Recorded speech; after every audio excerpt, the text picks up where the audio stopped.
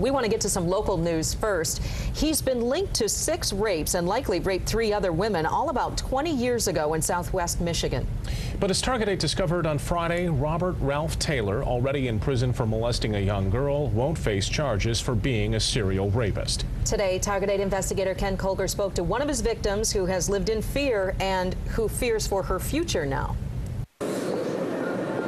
When police finally cracked the case through DNA, they asked if she wanted to see his photograph, but she couldn't do it. In my mind's eye, I created a person that I thought, you know, he was and who he looked like, and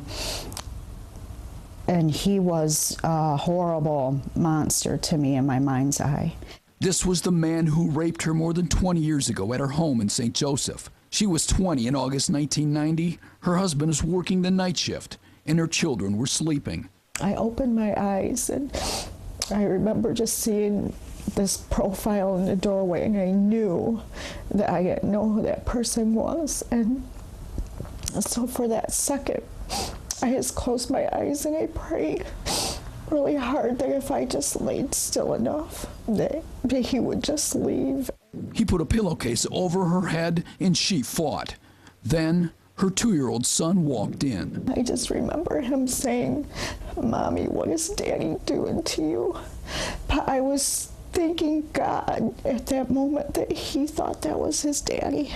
Her mother's instinct took over. I knew no matter what, I couldn't fight him anymore. You know, I couldn't take the risk of him hurting him. For the next 22 years, she lived in fear, protecting herself with a gun and a Rottweiler, moving often. In my mind, I knew that I was afraid that he would find me if I stayed in one place too long. Not knowing that her monster was arrested a month after the attack for sexually assaulting a 9-year-old girl and has been in prison ever since. You can't imagine the fear of all those years, you know, not knowing where this guy is, or if you're gonna walk in a store and he's standing beside you, and he knows who you are, but you don't know who he is. She's angry that the prison system didn't take his DNA until they were forced to last year. Anger that he had been there all that time and no one knew.